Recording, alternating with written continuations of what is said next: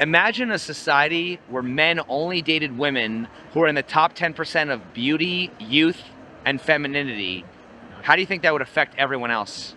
I think it would affect them greatly.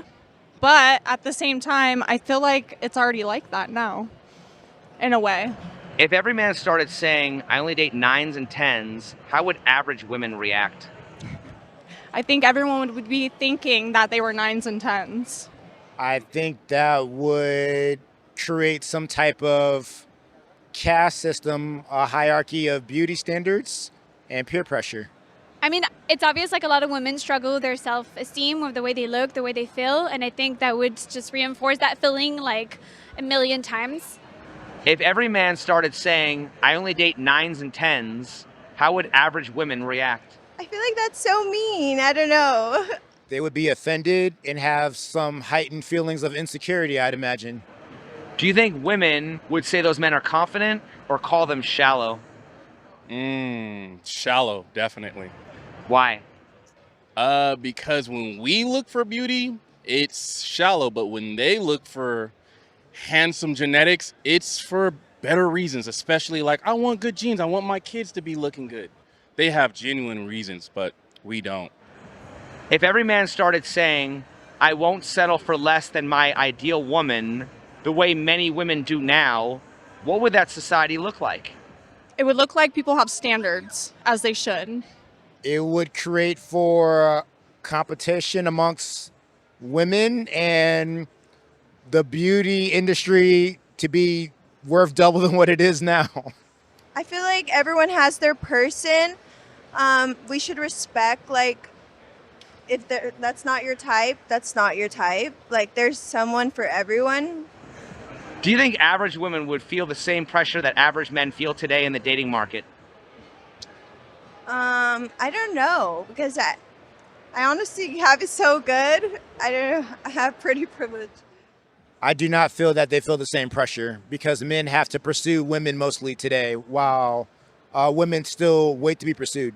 You know, women get ready every day, makeup, hair, making sure you look okay, even keeping up with like waxing, shaving, all this. Like men don't do that type of thing. So I think that maybe they would care more about the way they look and the way they present themselves. If most women got filtered out because men kept trading up, do you think women would start feeling the same type of loneliness that men report today? Yeah, I would think so. I think that would be really hard just because, you know, you may not look as good as like some of your friends or other girls that you just to know that you'll like never find your person is really sad actually. Why do we call it a crisis when men can't find partners, but not when women reject average men by choice? Because these men go and cry about it very loudly online. If the top 10% of the most beautiful women got all the attention, would people call that unfair or just how attraction works? I think that's how attraction works. It's an unfair world. That's just how attraction works. That happens in reality today. That's not even that's factually that's what goes on today. Why do we celebrate female choice but criticize male choice? I have no idea. I believe personally it's a double standard. I think on some part of lives, women have it harder than men. I mean, men can have babies and children at any age, like women do have a time frame. And I think making choices like whether to prioritize family over career or career over family is a tough choice to do. And I think women have to make it more younger than men do. In a world where men date selectively and constantly upgrade, who do you think will be left behind and how would society react to that? I think the less attractive for both men and women will be left behind, so to speak, or have a challenging time dating and finding a partner. Like you said, I think the average looking women would get left behind because they would find like better, hotter, younger girls. But would they find fulfillment being with like younger, hotter people? I don't know. If men started saying, I don't date single moms, the way that women say, I don't date broke men, would that be seen as preference or prejudice? It will be seen as prejudice by women, by some women I imagine, but preference by men. But the answer is it's preference. I feel like just because a woman has a baby, that doesn't mean it's the end for them. Like they still have, if it didn't work out with their baby daddy, they still have a chance to find their person. I like love when men take on women with babies. Like I'm like, that's amazing. I think it would be seen as prejudice, although I think it's fair. I think if you don't want to date someone who has a baby, whether you're a woman or a man, I think that should be your choice, and I think it's completely fair. Why is it not seen as prejudice when women don't want to date broke men?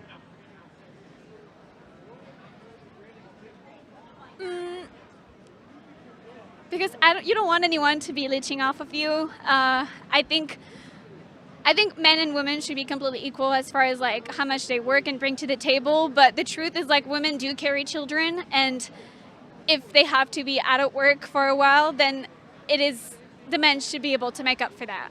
So I would not date someone who's broke. What if men started acting like women do in dating? They should not. They should not. Women are women, and I feel like guys are trying to be girls these days, like get the pretty privilege. Like let the girl have that, and like we respect you too. I respect men too. Like it's not all of we're all equal. Why aren't men allowed to date up like women without their masculinity being called into question? I think if men were dating up like a lot of women do, I don't think their masculinity would be called into questions, actually. I think it would be probably seen like as an alpha male type of behavior, trying to get like the hottest girl. I don't think anyone would doubt their masculinity. If men could freely replace their partners the moment a better option appeared, how stable do you think families would be? Very unstable. I don't agree with that. That's unethical. Would people still encourage marriage? Or would women start avoiding commitment the way many men do now? I think they're gonna avoid it. They're gonna avoid it because no woman wants to get left, and so they're just like, oh no, I don't want to get left, so they're gonna avoid it. I mean, yeah, they would avoid commitment. If you're gonna get replaced the second you get like a wrinkle or like bigger, then yeah, no. If loyalty became optional, would women still want equality or protection from the system they helped create? Probably protection, because they created a pretty shitty system that they'd have to deal with. How would they have that protection? Well, I guess they're still the studs, because the guys aren't going to be able to protect too much no more. If male empowerment meant men prioritizing beauty and youth over loyalty and connection, would feminism support that or fight it? Probably fight it, just because it's feminism. They fight everything. But some feminism is about being equal to a man in terms of income and status, but not necessarily sharing the responsibilities that patriarchy warrants the man to bear. If men started saying we don't owe women love the way some women say we don't owe men submission, would that be called progress or regression? Regression. How? I think because you have to give and take in every situation, mostly every relationship. I feel like I think women straying away from submitting to men and men straying away from loving their women unconditionally. There's no progression or nothing progressive to stem from that. It's just gonna warrant a lack of unity and camaraderie amongst partners. What if men started acting like women do in dating? Only dating up, never settling, always deserving better. What would happen? They're going to start dating a bunch of rich dudes. Isn't that what they're already doing? I don't know. I'm not dating a rich dude. We would see less families, I imagine less marriages, the divorce rate continuing to increase, and just a lack of trust, short-term partnerships. What if men started acting like women do in dating? Only dating up, never settling, always deserving better. What would happen? Do women do that? I don't think they do that, but I think they would struggle finding partnership, and I think people would be left behind. Men today are told, become high value, go to the gym, make money, level up. But if they did all of that just to chase younger women, would people still call it growth or call it shallow? I mean, When you put it in the way of finding younger women, that can be a little shallow, but at the same time, like any women could be that, young or older. But don't men typically have a preference for younger women? Of course. You always want the younger thing. I think you should look to better yourself for yourself, whether you're a man or a woman, and bettering yourself just to get to someone hotter and younger just seem like such a waste of time in the long term. Because it's not for themselves, it's for external validation.